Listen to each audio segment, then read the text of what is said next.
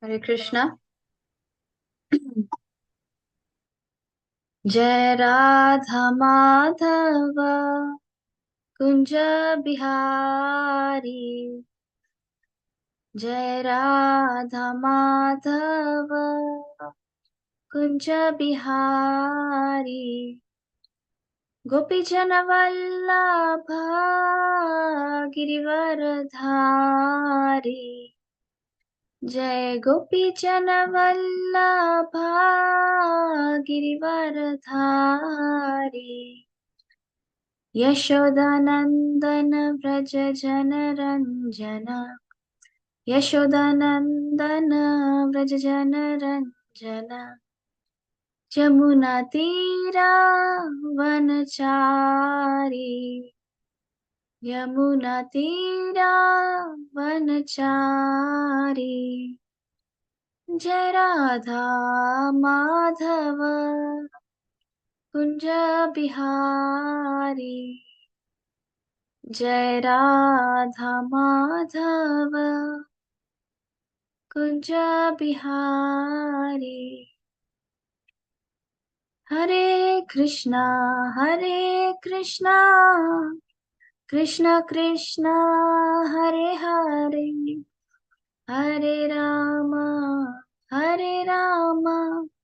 Rama Rama, Hare Hare. Hare Krishna, Krishna Krishna, Hare Hare, Hare Rama, Rama Rama, Hare Hare. Jai Radha Murlidhar, Radha Murlidhar, Radha Murlidhar Shri Radhe. Jai Gaurachandra, Gaurachandra, Gaurachandra, Jaya Gaurachandra. Jai Jai Prabhupada, Prabhupada, Prabhupada, Jai Jaya Prabhupada. Om Namo Bhagavate Vasudevaya. Om Namo Bhagavate Vasudevaya. Om Namo Bhagavate Vasudevaya.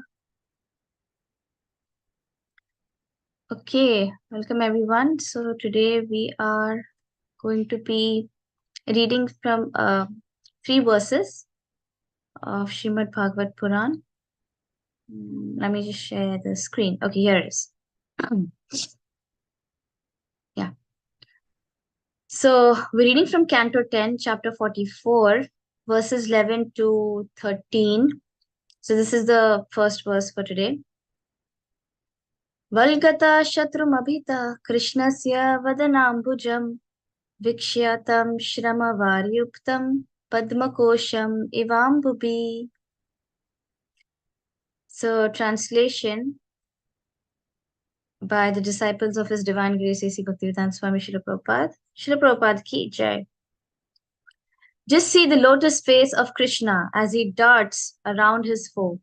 That face covered with drops of perspiration brought on by the strenuous fight resembles a lotus covered with dew. Verse number 12.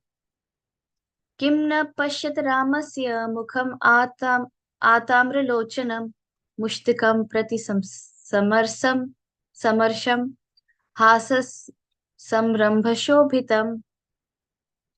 Don't you see the face of Lord Balram with its eyes copper red from his anger towards Mushtik, and its beauty enhanced by his laughter and his absorption in the fight? Verse 13. Punya bata vrajabhuvo yad ayam nirlinga guda purana purusho vana chitramalaya gapalayan sahabala kvanyan mamscha venum vikridayanchati giritra ramarchitangrihi. How pious are the tracks of the land of Invraj, for there the primeval personality of Godhead, disguising himself with human traits, wanders about, enacting his many pastimes. Adorned with wonderfully variegated forest garlands, he whose feet are worshipped by Lord Shiva and goddess Rama vibrates his flute as he tends the cows in the company of Balram. Purport by disciples of Srila Bhaktivedanta Swami Srila Prabhupada. In this verse, the devoted ladies in the audience point out the difference between Mathura and Vrindavan. They want to indicate that in Vrindavan, Krishna simply enjoys with his girlfriends and boyfriends, whereas here in Mathura, the Lord is subjected to harassment by the bullying tactics of professional wrestlers. Thus, the ladies are condemning the city of Mathura because of their pain at seeing Krishna in what they consider an unfair wrestling match. Of course, Mathura is also one of the Lord's eternal abodes, but here the women in the assembly express their love in a critical mood. So, quite some interesting verses for today.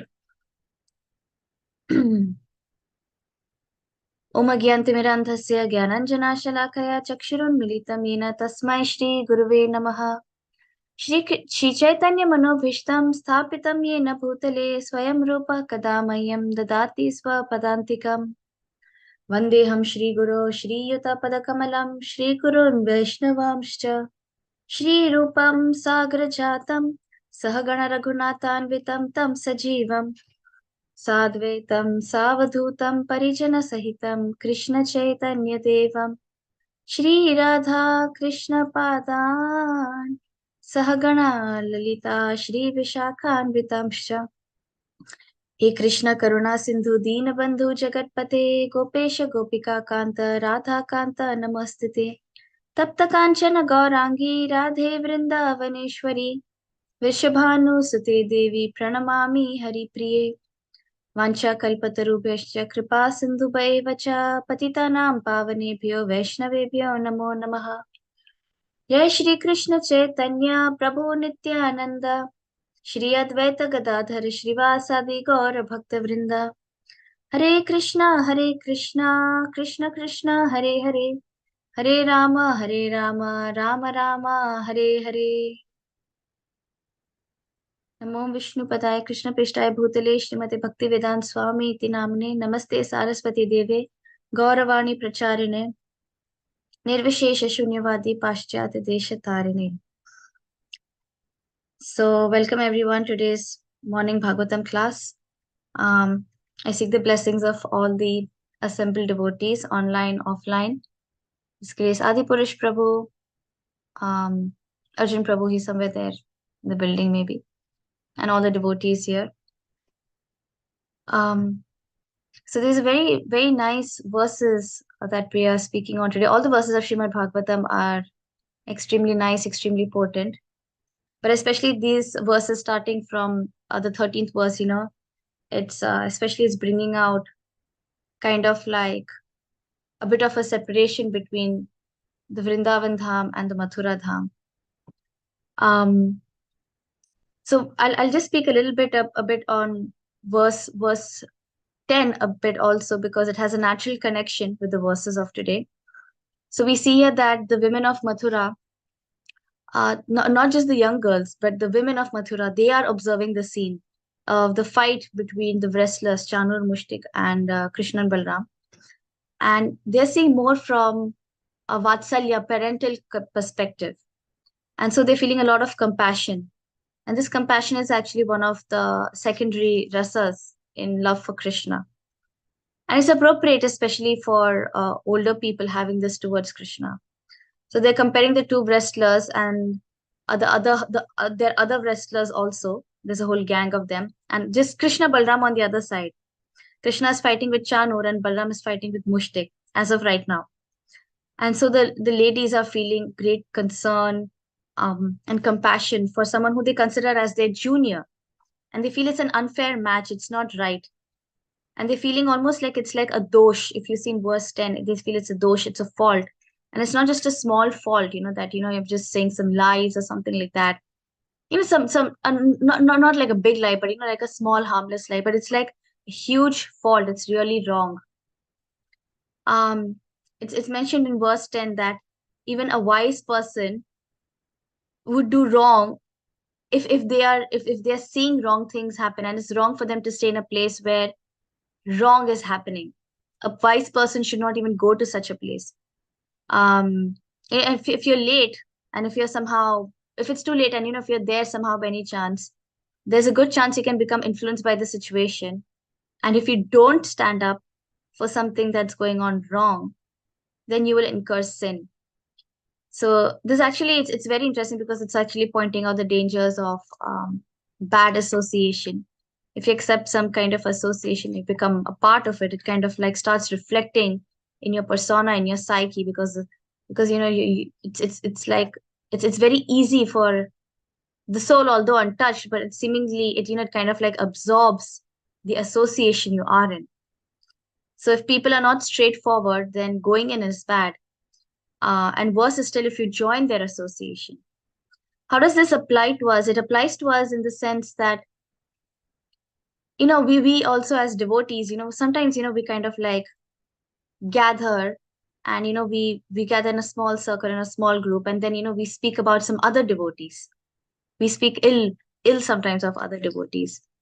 Um, and we feel that, oh yeah, we're doing this, because we're doing this in a mood to correct them, in a mood to, um, like see, okay, where this person is is is wrong in one sense. I know where we are right, but how right are we in doing this? And in Nectar of Devotion, it's mentioned that if you hear the blasphemy of another devotee, you should correct them. And if you can't do that, if you're not strong enough to counter it, because or maybe the opposite person is a senior, or you can't get out. If the other person is a senior, then it's better that you just get out of there, not try to carry it with you. And then there are other options also. You should pull out their tongue or kill them, and some strong measurements are there. Or last and the final resort is that if you can't do any of these above, then you should leave your own body. And this is really a very strong indication of how much we should avoid this kind of mundane talk, unnecessary talk, gossip talk, bad talk about other devotees, because somehow or the other it will start affecting you, and it'll come out from you, from us, if we hear it in some inappropriate way. So yeah, and unless we are in that position of authority, and unless we have the genuine care and concern about someone else, and we're doing it in their presence in a way to motivate them, to help them get rid of maybe their anarthas, then it's okay. But otherwise, um, it's highly inappropriate. So this is what these ladies are actually feeling. They're feeling guilty. The ladies of Mathura are watching this scene. They're feeling guilty. They feel that they should walk out of there, but they can't. They can't because it's not a regular, it's not a regular wrestling match. I forgot what did they call it? It was called WWF, right? I think. What is it? WWF, right? Where all the matches seemed largely fixed. Like it was kind of like it's more of an entertainment. We kind of like knew who was going to win. So many matches nowadays, they're just like so fixed and staged often in one sense. Um, but this fight that was going on, this wrestling match that is going on, it's actually a battle to death. But yet they can't leave it, although they feel it's unfair, because they are so drawn to Krishna and Balram. They know everything. They know this whole philosophy. No, we shouldn't be seeing this. We should walk out of it. We should actually try to stop it. But it's Krishna and Balram, and they're just seeing their lotus faces. Jiv Goswami mentions in his commentary that okay, that okay, people might say that, oh, they both are strong and they both are not tired, so there's no fault in letting this match go on. But this is not true. Krishna is actually getting tired. He appears to be tired for those who have affection for him, and not for everyone out there, just as Krishna appeared like a thunderbolt for the wrestlers. And in fact, his face is compared to a lotus, Vadanambujam, that's the word mentioned for the verse 11. And this is repeated again in the same verse, Padma Kosham. Means again his face is compared to a lotus. Twice it's compared to a lotus. Because it possesses so much of beauty that just in the smallest ways we can describe it, it can just be compared to a host of lotuses as far as our vision can go, but it's definitely more beautiful than that. And another comparison is made that on realizing that this is the perspiration is like the water drops on a lotus petal, again a lotus. um Further in verse 12, Jiva Goswami, he mentions that Balram, although Balram, he also has a tender body, but he's seeing the fatigue that Krishna is experiencing, so-called fatigue that Krishna is experiencing, and that's why he's becoming angry. So look at that. Who does not see that? Who does not see that Balram is getting angry, seeing that my younger brother Krishna is getting fatigued by fighting this insignificant wrestler? Who does not see that? He laughs out of disrespect for the wicked wrestler. His face is beautiful with his absorption in continuous laughter, or he is beautiful with anger, which gives rise to his laughter. So Jiva Goswami is very nicely, um, he's bringing out the inner mood of Krishna and Balram. Whatever Krishna and Balram do, it's primarily as a kind of a reciprocation for for either each other or reciprocation to the devotees who are or to the people who are seeing them. So the spectators, they're deeply absorbed in Krishna Balram, and they're not seeing Krishna and Balram in like a desperate mood, but they're just so attractive that, and that's why they're appreciating them, and that is why, knowing that it's an unfair match, they can't just keep their eyes off them. And that is why they're even glorifying Vraj, where the more intimate pastimes are have actually taken place or are taking place, versus the more ghastly pastimes that are happening here in Mathura. And it's interesting that there are different moods and different consciousness of different devotees in different situation. It depends on how they think, um and accordingly, it's very different from what the average person thinks. For example, in the devotees act in a very different way. How their mood is, I heard this in a lecture by Bhakti Chaitanya Maharaj some several months ago, that after the Kalya Daman Leela, the whole pastime had ended in late noon, and they had camped outside nearby the Davanala Kund, and they were taking rest overnight, when during the night they were suddenly surrounded by a forest fire, all the Vrajvasis. Um, and this happened by itself because the fire was actually surrounding them. It seemed to be coming inner, like fire generally spreads out, but this fire seemed to be coming in. And why was this fire? Because this fire was not ordinary. This fire was actually a friend of Kalya. This is mentioned by Srila Sanatana Goswami. And he was very angry because Kalya, although he didn't die, but he was so-called insulted at the hands of Krishna. So the fire wanted to take a revenge on Krishna. In the middle of the night, they awoke, and all the Vrajvasis, they saw this fire, and they called out to Krishna, and they called out to Krishna as Mahabaho, Mahabaho, please save us. You are the most strongest. Please, you can save us.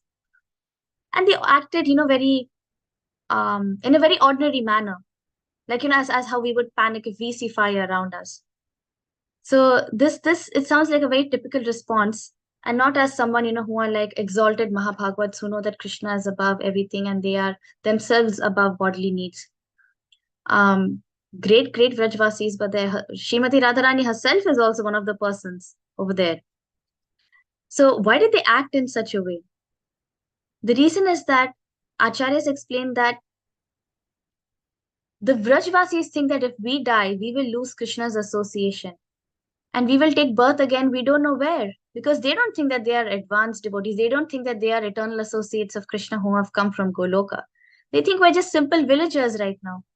And we don't know where we will take birth. What if we take birth in a land away from Krishna? We will lose all our Krishna consciousness and we will get lost in this material world. So we don't want to die yet. We want to just keep thinking of Krishna alone. We just want to be with him. We just want to serve him. And that is why Krishna save us, so we can continue serving you. That is you see, this is the depth and the mentality of the Vrajvasis, of any pure devotee of Krishna. They just want to live, they just want to do everything just for serving Krishna. So that is why even these ladies of Mathura, even their mentality is actually very, very deep. They feel it's unfair, but they can't help but relish the beautiful forms of Krishna and Balram. They literally they're comparing the beads of perspiration to beautiful little drops of dew in the morning. In the same way that Bhishma Dev also compared, in the first canto in chapter 9, I believe, when Bhishma Dev is about to leave his body, and in the last few verses of his manifest pastimes on this earth, he's actually like remembering Krishna in a much more intimate and deep way. That when I was throwing all the arrows at Krishna, they were like lotuses, being he felt that actually they were lotuses being thrown at him, and there were beads of perspiration because of the fight, and his face was covered with dust because of the dust raised uh by the horses, when the chariots were going on in the battlefield of Kurukshetra. So it's almost in the same way, like this comparison is going on. That's what great devotees do. They just like to think of Krishna again and again. So in this whole situation, in this wrestling arena, it's not just these elderly women who are there, but they're also the different devotees, and they are thinking and they are seeing Krishna in their own way, very differently. It's quite graphically described. So these ladies have compassion in a more parental mood, but then there were also other young girls, and they saw Krishna and Balram as in a very as beautiful cupids, and almost in a conjugal sense. They saw the handsomeness and the beauty of Krishna and Balram, and the other older men also felt that the whole match was unfair, and that we should go right now and stop it. We should stand by what's right. And on the other hand, we see the cowherd. There are even other cowherd boys who are there. They had come all the way from Vrindavan to be with Krishna and Balram because they didn't want to leave his association. And the funny thing is that they're actually sitting and just watching the match, because they have seen this so many times. They have seen so many demons being killed by Krishna and Balram. And maybe initially in Vrindavan, when they might have seen some few demons in the initial days, they might have been a bit worried. Oh, there's a demon who's come. How is Krishna going to take care of it? Like, will any harm come to Krishna? But then a demon would come every day, and this almost became like a standard thing for them. It was a standard program for them to see a demon coming and being killed by Krishna and Balram. That later it almost became like a sense of entertainment for them. They had no fear. They had no fear for themselves, and they had no fear for Krishna and Balram. Srila Prabhupada mentioned, like that every day demon would come before lunch, and he would fight with Krishna or Balram, and Krishna or Balram would kill the demon, and then they would have lunch. And this happened every day, 7 days of the week. And then later another demon would come, and in the later evening time, and again he would be killed. And then they would finally get tired, and Krishna's like, okay, what, let's just go home now. So Acharyas actually say that had the demons not come and had they not been killed, then actually Krishna Balram and the Sakhas, the cowherd boys, they would actually never go home because they would just be playing games the whole day. So, like in one sense, like this was like a very normal thing for them. So when they saw these strong and heavy wrestlers, this was like nothing for them. This was like peanuts for them. They had seen, like demons who were like kilometers and kilometers long, and tall, so big and so strong that they were actually capable of defeating the demigods. This Chanur and Mushtik are nothing compared to them. And like they had seen such demons being killed by Krishna and Balram. So they actually felt that this was an unfair match, because who are these wrestlers? They have a completely opposite view. They're like, Krishna and Balram deserve better than this. These are just some lowly fighters out there. So it's quite a different point of view, from for the cowherd boys, which is very interesting. And in the same way, we see that the wrestlers, Chanur and Mushtik, they are seeing Krishna and Balram as death, almost as death personified. And it's the same even for Kamsa. And in that wrestling arena, we also hear that there were some impersonalists there. And when they see Krishna and Balram, they only see two lights coming in, like they only see two lights moving around. They don't see any persons, because that's what the impersonalist conception. It's light. It's Sat, no Chit, no Anand. So actually that's the Brahmavadi concept, but in the impersonalist concept, it's all just, okay, I'm just existing. I'm just light. I have no body, no form, nothing. And then we also have these voidists. There were even some few voidists there. As Jeev Goswami mentioned, they are called Shanik Vigyanavadis, and they are almost like, although Buddhism hadn't started at that time, but they were kind of like the precursors, the forerunners of Buddhism, of the voidist philosophy. And they saw nothing in the place of Krishna and Balaram. They just saw some void. I often wonder, what did they even see, but that's what we are told. They saw nothing in the place of Krishna and Balaram.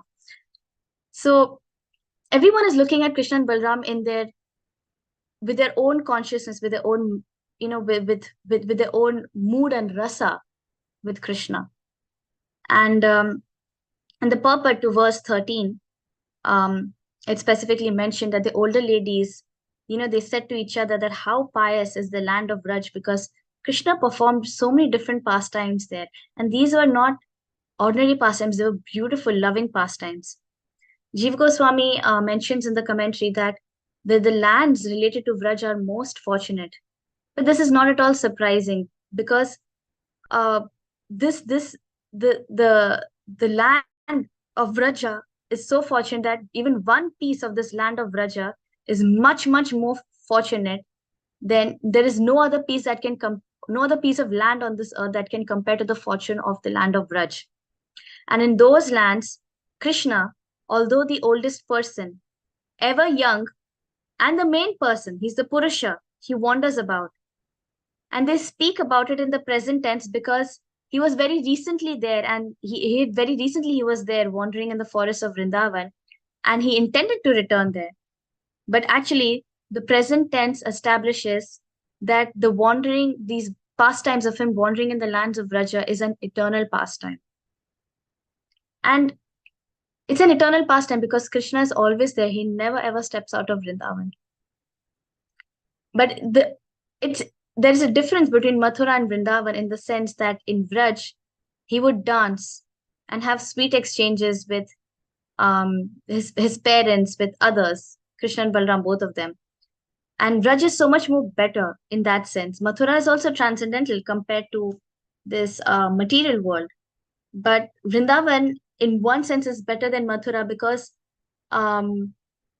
in one sense, when we don't call it better in the terms of place, but in terms of the inhabitants who reside there. The devotees there are wonderful, definitely in both the places. But just that the pastimes of Krishna with his devotees in Vrindavan are much more intimate. Kamsa and his people, when Krishna is in Mathura, all he has to do so far, what the residents of Mathura are seeing is that he's just doing this fighting and killing, and not what he's actually meant to do. He's actually just meant to have nice, sweet, loving exchanges. He's just meant to dance, actually, like how he did in Vrindavan. When Krishna and Balram fought with the wrestlers, they were dancing in one sense. Like the different dances have different moods. So Krishna Balram actually dancing when killing everyone, including Kamsa later. But although it's in a different way. So Jeev Goswami again, he says, that Krishna plays or he dances in a special manner in Vrindavan. In Vraja he plays, whereas here in Mathura he has been sent to fight with the enemies, and he's surrounded largely by even some indifferent people. We have these impersonalists and voidists, as they're also there in the crowd, even they've come to see. But in Vrindavan, no one is indifferent. It's only pure, loving devotees who have spontaneous love. Here in Mathura, he does not really play because his actions do not arise from spontaneous desire to play. There he plays in a remarkable way because of his desire of his most cherished pastimes, since that place has favorability and dearness to him. This I'm quoting, by the way, Jeev Goswami. And the play in the two places cannot be compared. The favorable aspects and excellence of Vraj are then described. He has various remarkable garlands made by friends and endowed with zeal who are endowed with zeal for special fun from flowers of his most dear Vrindavan. The special garlands also represent his clothing and ornaments. Herding the cows, objects of the greatest affection, assists his various other pastime and bewilders the universe when he calls out sweetly to the cows. He is assisted by Balram in herding the cows. His cherished pastimes are nourished by the pastimes of Balram. Oh, what else can be said? He constantly produces sweetness with his flute, which bewilders Indra, Shiva, and Brahma, and makes the trees develop goosebumps. So we see here, that there's a clear difference in the mood of Mathura and Vrindavan. In Vrindavan, everything is just sweetness, right from top to bottom, from left to right, from each and every corner. But here, like the ladies are already lamenting, and this is just what his second day here. Um, and we already see that he's doing more killing in a more ghastly way. He's surrounded not by like full-fledged spontaneous devotees. Although there are definitely very, very pure devotees who reside in Mathura and later even in Dwarka, like we have Vasudeva and Devaki. They are extremely pure devotees whose very existence was meant only to serve. Their existence was meant only to serve Krishna.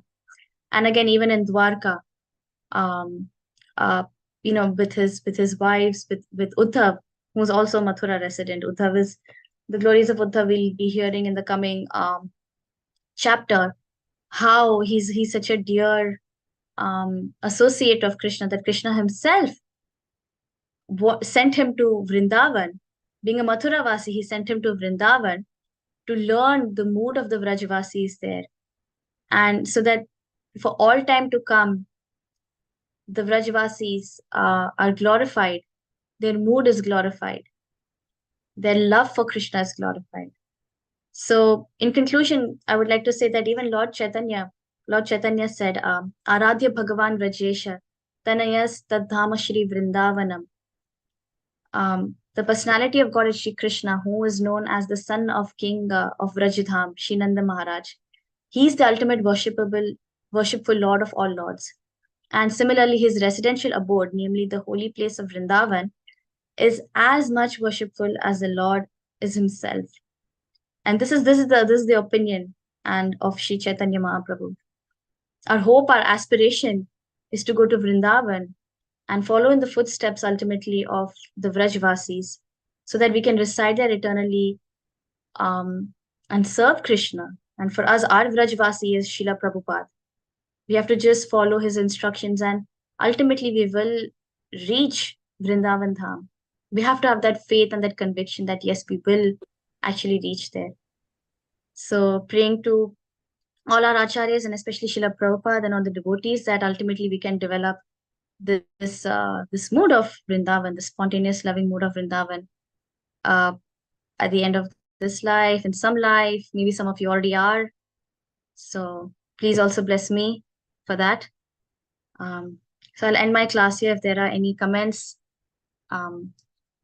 suggestions, corrections. Yes, I see Bhima Prabhu's hand is up. Yes, Bhima Prabhu. Yes, Haribol, Prabhuchini, wonderful class. I would actually like to speak after other people speak, just to see what the mood is. Thank you. Hare Krishna, please don't forget about me, Da.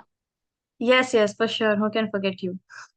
Yes, Adi Purush Prabhu. At least I'll give it first to the temple, the ones who are there at the temple, and then I will come back to you, Bruce.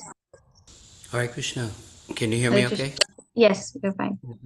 Wonderful class. You give such life to the story by your own relishing it, and we're impressed and purified by hearing that. There's a principle.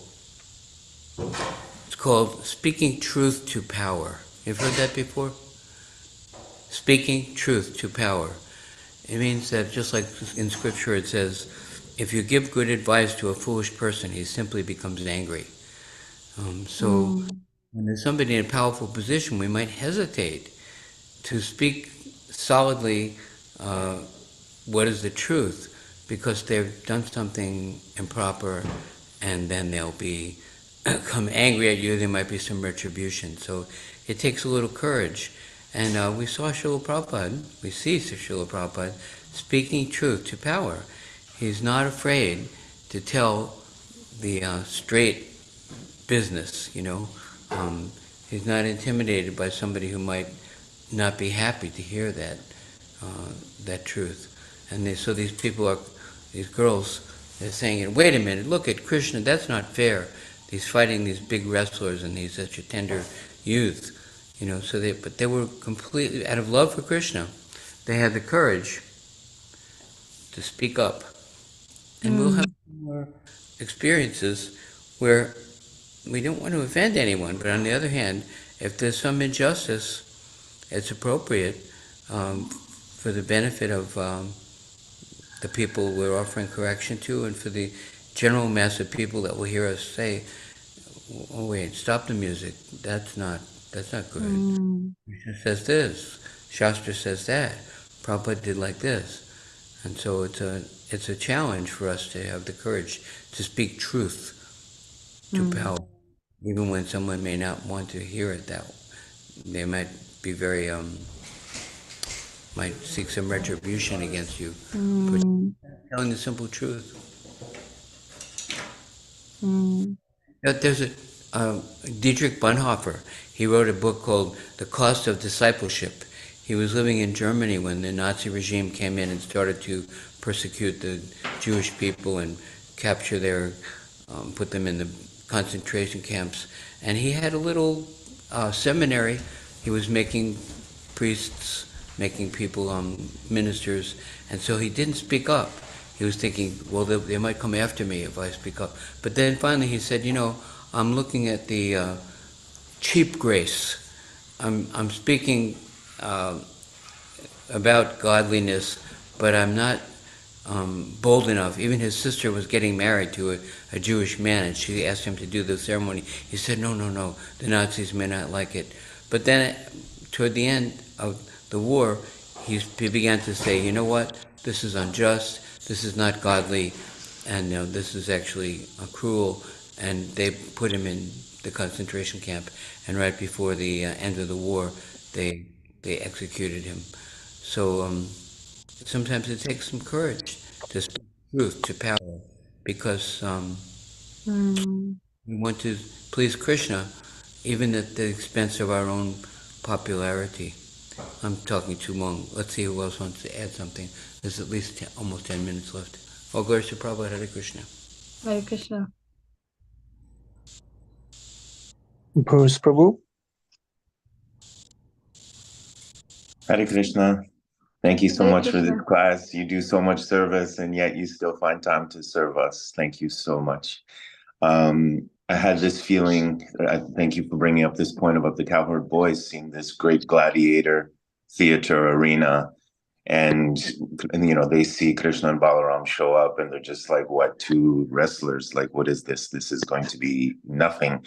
So I read this as from that perspective and kept waiting for some super extraordinary power to come from these men. And of course, it does not come. And it was sort of kind of insignificant in a way, although his pastimes, I'm not saying his pastimes are significant, I'm saying the opponent was just so meaningless, or meaning small, we'll say.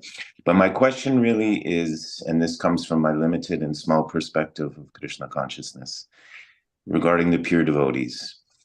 So here we are in Kali Yuga, and you have pure devotees trying with all of their faith and their determination to get back to Godhead.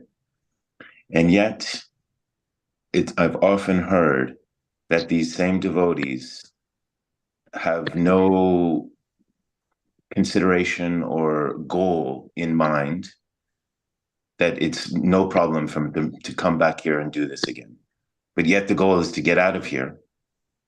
And we learn this all the time. Like we this is hell. We don't want to be here. We need to get out of Kali Yuga. But yet the pure devotee is ready to accept this and come again and do it again. But yet his ultimate goal is to go back to Godhead. Could you please explain? Because this, again, my small perspective, this confuses me. So when Prabhupada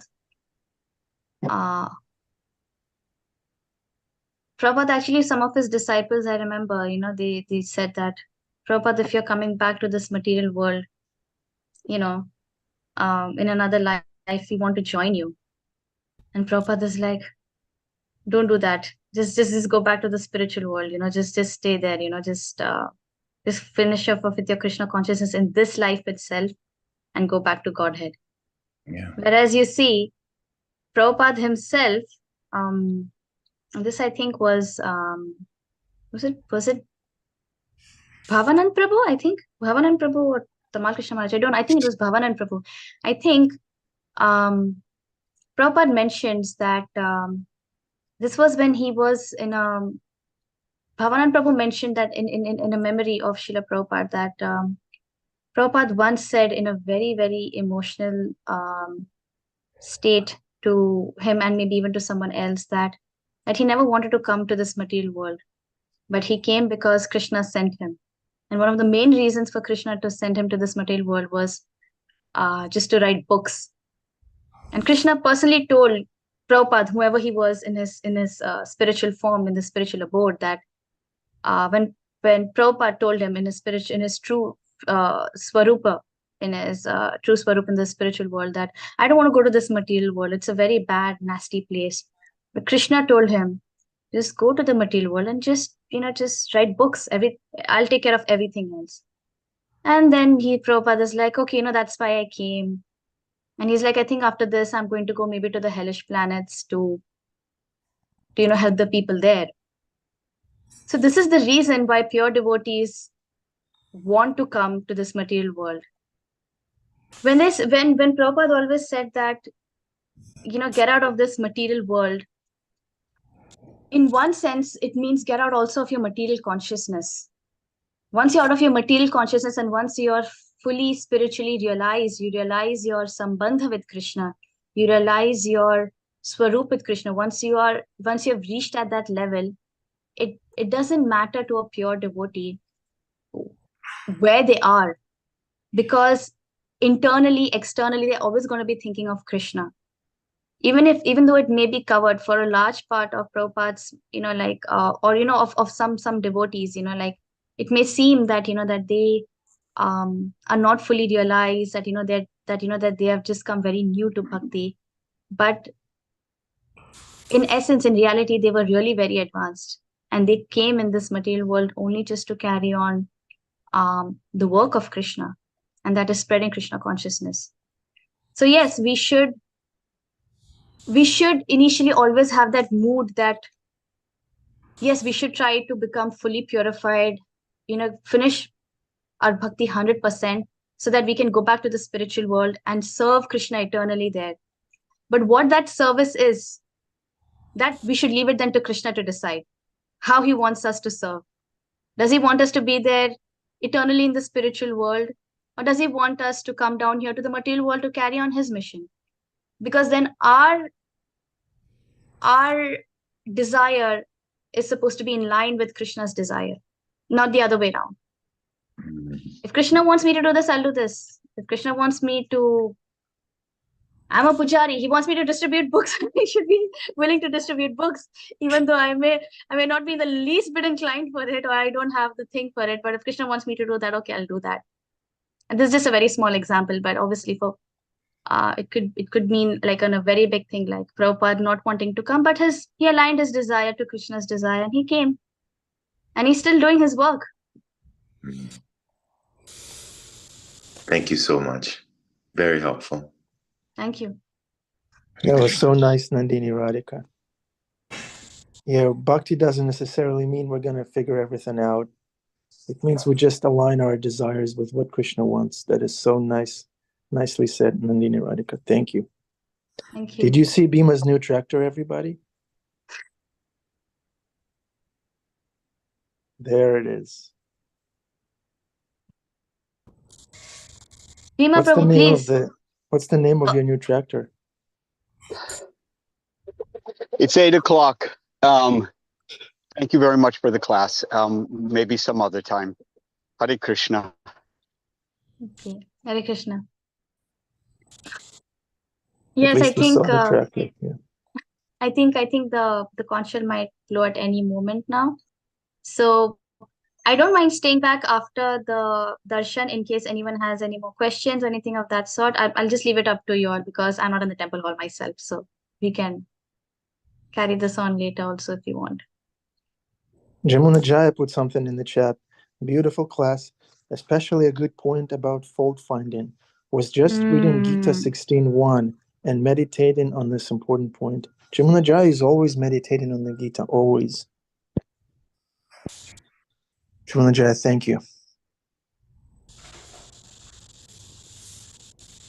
The name of Bima's tractor is Kubja. I love that. That's what her name will be. Kubjik. She's bent in 3 places. Yeah. But she's beautiful on the inside. Yeah.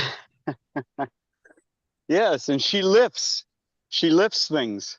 She's going to be lifting the soil so that I can grow greens, produce for New York Spirit and Interfaith and Here comes Adi's food program. the paid promotion, everybody. Paid promotion. Adi's, yeah, I'm justifying. We're paying Bima to say that. Yes. And Adi's food program, because they do a salad every serve out, a huge one, and they usually have to buy their greens. So we're going to grow them with love from the ground, from organic ground that's been fertilized organically, etc. And actually today I'm going, even though the ground is somewhat frozen, we're going today to get a tiller, and we're going to tear our shoulders apart, tilling up the ground to grow some food for Krishna and Krishna's devotees. If you do come, Nandini, if you do come back for Afterglow, I could ask my question then. Yes, for sure. Hare Krishna. Yeah. Hare Krishna. Adi Purusha Prabhu, how is the darshan situation unfolding? Krishna is building up some suspense. He's increasing our affection. In the meantime, we can look at my chickens here. They're my neighbor's chickens. I offer them offered grains, prashadam grains, so that I offer the grains, and then they come across the woods here to come and have prashad. Nice. This is the future morning class participants. Okay, here comes the darshan. Whoa! Hare Krishna.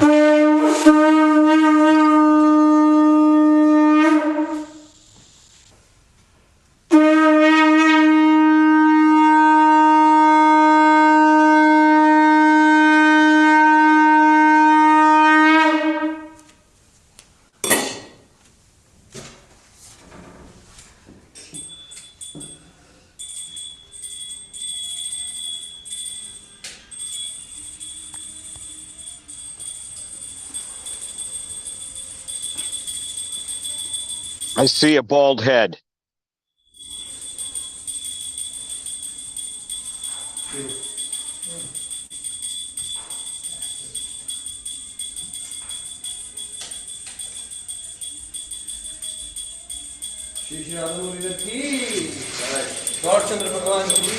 Jai Shri Shri Namudar Shri Gaur Chandra.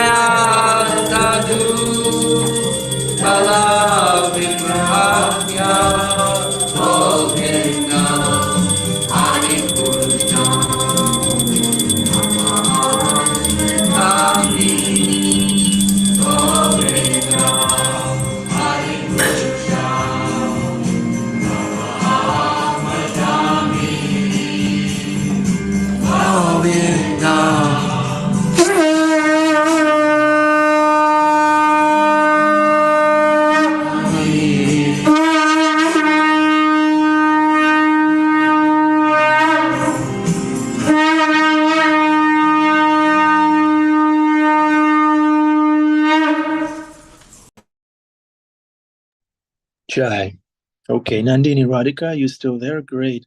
Bhima Prabhu, you still there? Hopefully. You want to speak?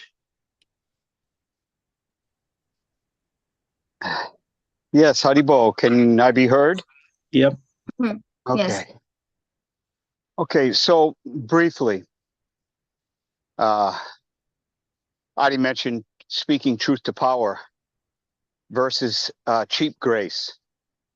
So I just have a couple questions because somewhat in a conundrum as to how to align my consciousness with things that we become aware of. Let me ask you, Mataji,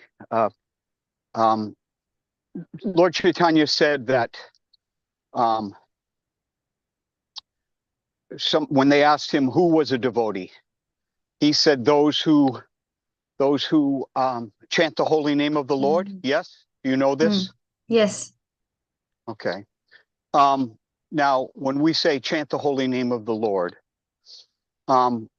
do we mean just Hare Krishna, or do we mean other names of the Lord, like Jehovah or Yahweh or Allah? Do we also mean those names if somebody cries out in earnestness and desperation? Or do we mean that these people who cry out in desperation are also devotees of the Lord? Yeah, they are devotees, especially if they're crying out in real earnestness. Okay. So yes, no doubt, the name of Krishna brings Krishna to you. Like you can experience Krishna in the sense that they say that if you take Krishna's name, you will directly go to Krishna Lok. All right. So I That's just what I wanted to meant. follow up on that point. So, we have the young ladies and the old ladies saying how unfair the fight is in the arena. Two young boys apparently up against Chanaka and Mustaka, great champions, great mountains of men, great power. And we have that concern. And they were speaking up. They felt it was unfair. So ultimately, we've been told, yes, that we can try to serve Krishna by speaking up on behalf of Krishna's pastimes, names, fame, personality. But we've also been told that speaking up for the sake of Krishna's devotees or the Lord's devotees is even a greater, to speak truth to power on behalf of the Lord's devotees is even a greater service. Is this not true? Could you just elaborate on that question? Okay, so we're told das anadas, that we are servants of the servant. That Bhakti Siddhanta Saraswati said, anyone who says that they are a servant of Krishna is a liar. That you can only serve the devotees of Krishna. And we've determined that it's not just people who say Hare Krishna, it's also people who in earnest, in true desperation, call out on the names of the Lord, no matter what name that may be, in what rasa that may come from. Yes? Okay. So I have some friends who are in Palestine, and I've been privy to some videos firsthand on the streets of what's happening. And there are children, tens, thousands, 4,000 so far, 4,800 children decimated. And in these videos, you have these children and the parents finding their children decimated, torn to shreds. And all you hear is them calling upon Allah's name. And yet we, in the Western world, a lot of us, I find that if I mention it to devotees, it's sort of que sera, sera. So my question is how are we supposed to feel? How are we supposed to speak truth to power? How are we supposed to feel about this, that these are devotees and that we need to not have cheap grace, simply understanding going back to Godhead? Obviously, this is somewhat of a hellish planet, and in Kali Yuga, it becomes more and more hellish. But when do we step on the field? When do we speak truth to power? When do we take action? And how? So that's my question. It's very unfortunate what's happening there, and it's a bit It would almost be hard-hearted if we like just ignore the whole situation, because as devotees we are meant to have Jeev Daya. Jeev Daya is like a passion for each and every living entity. How this Jeev Daya comes out depends from person to person, and what position or authority or power you have uh, to make some formidable changes. It depends on that. For a vast majority of us, there is actually not much that we can do except genuinely just pray to Krishna. Like, we just can't undermine the power of prayer that this whole madness stops. At least at a basic level, that genuine concern should be there within us, that yes, it's we know we will almost be tempted to take up some person's side. We want to take up either, oh no, these people are right, no, the other people are right. And it's not just in this situation. There have been wars going on between so-called religions, like since Kali Yuga started, even before that. So it's not right to take anyone's side. The only side we take is that of Krishna. And we have to look at everything from Krishna's point of view. From Krishna's point of view, everyone is a child of God. And so we have to genuinely pray to Krishna as a starting point so that this whole madness stops. Yes, if we are in a position to do, yeah. I don't mean to interrupt, but Yeah. I understand with war. I understand when soldiers are fighting soldiers. But it was mentioned by Adi Purush about the genocide that was happening in Germany. And there's no shadow of a doubt that what is happening now in Palestine is a genocide. It is not a war. It is not Israel defending itself. It's a genocide. It's shooting fish in a barrel, largest open air prison. Now, I don't want to bring things down mundane, but the question is, and thank you very much for reminding me that prayer is what we start with. But I feel my question is that is our speaking out not too unlike speaking about the unfairness between Mustaka and Charnika and Kamsa and versus Krishna and Balaram? Should we take a stand when we see something, not a war with two sides or taking sides, but when we see a great, grave injustice? Or do we simply remain aloof? So that's, yeah. So what I've generally seen is that we should try to bring out the truth in a way in which it will have a meaning to the people who can take the decisions.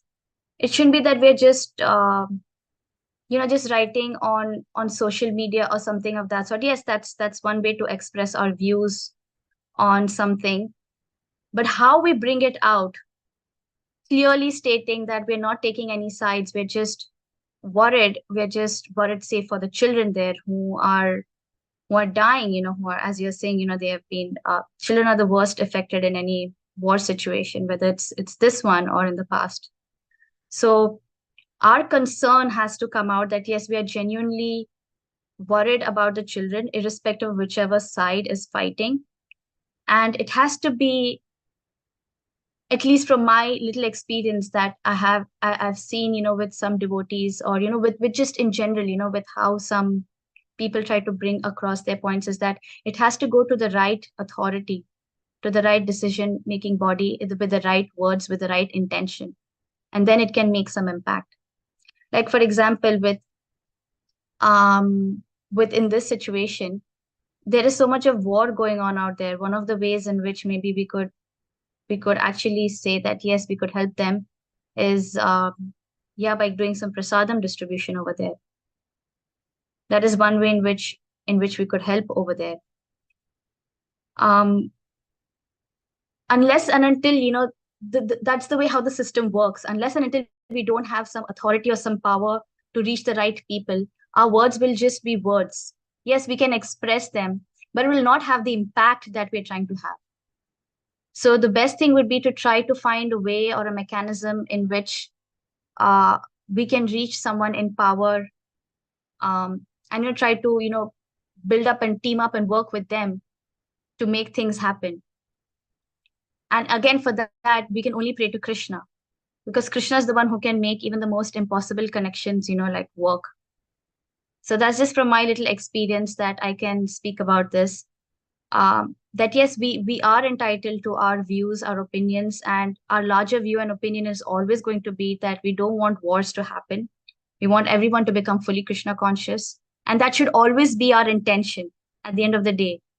No matter whatever service we do to mankind in times of war, in times of danger, epidemics, whatever it may be, our end motivation should always be that I'm doing this as a service to Krishna. I'm doing this as a service to a jiva, so that they can ultimately, in the long run, go back to Godhead. So yes, we are supposed to speak out if some injustice is going on. Just because we are devotees and we are meant to be, okay, we should be tolerant when things happen to us, but yes, we should speak out if a larger injustice is going on. But speak it out and work out in a way in which it can actually bring about some results. That's just what I'm saying. Otherwise our intentions will just remain that. It'll just remain intentions. It has to come out in it has to somehow reach the people in the right way. And again, it requires us to have, Prabhupada always wanted, that's why devotees to be in some government positions, so that, I mean, obviously he had a larger picture of, like ultimately us having, like a Krishna conscious government, everything, where we can rule with, as how, to whatever extent Kshatriyas ruled in the past, with dharma, with a strong backing of the Krishna conscious philosophy backing the the whole running of the government, the whole running of the country. But at the same time, we see and we hope that some devotees, whoever, if they are, or if they have that Kshatriya blood in them, or if they have the thing of politics in them, then they should join the government, so that we can bring about policies which will end this kind of madness, which can help us aid other countries when they are in need, where we can be in that position, where we can be in that power to influence people with a Krishna conscious mentality, that yes, ultimately we have to stop all this and focus on higher goals in life. So that's a very, very long project. It can take maybe generations for this to happen, but at least we have to start now, because that in effect is like a much more sustainable way of stopping any kind of war, any kind of unnecessary things of this material world. I'm open to like whatever suggestions anyone has to say over here. In fact, I'm quite eager to know, what they might have to say for this, because it's a very important question also, because somehow we all feel helpless in our own ways, that there is like, we are sitting here in largely comfortable lives, and there is like in this planet itself, there's so many people who are suffering because of something like religion, like of all the things. When religion is supposed to get people together, come together, pray to God, so that we can look at everyone as a child of God, and in the name of religion, this is happening. It's because they've never understood the meaning of religion in the real sense. They never understood the meaning of God in the real sense, actually.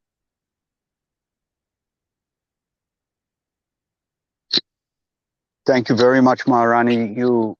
Nandini, you were the right person to ask, and I listened to every word you said, and truly inspired me to buckle down, start with prayer, and then be ready to help in whatever way that we can.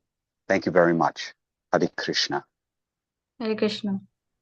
Thank you, Nandini, Radhika, and Bhima Prabhu for such a wonderful civil discussion and Krishna-centered discussion. Thank you. Vinisha, you have a reflection, or just giving us a smile? Okay. All right. So we'd like to wrap it up. Thank you, Nandini, Radhika. Wonderful class. Thanks for your time, for sharing your bhakti with us. We're very inspired. Thank you. Say hi to Balakrishna Prabhu. Thank you. And, Thank you so much for having me here. Great. Okay, we're wishing everybody a wonderful day. Come again tomorrow. Do what you can. Keep Krishna in the center and come again tomorrow. Hare Krishna. Hare Krishna. Granth Srimad Bhagavatam ki jai. Srila Prabhupada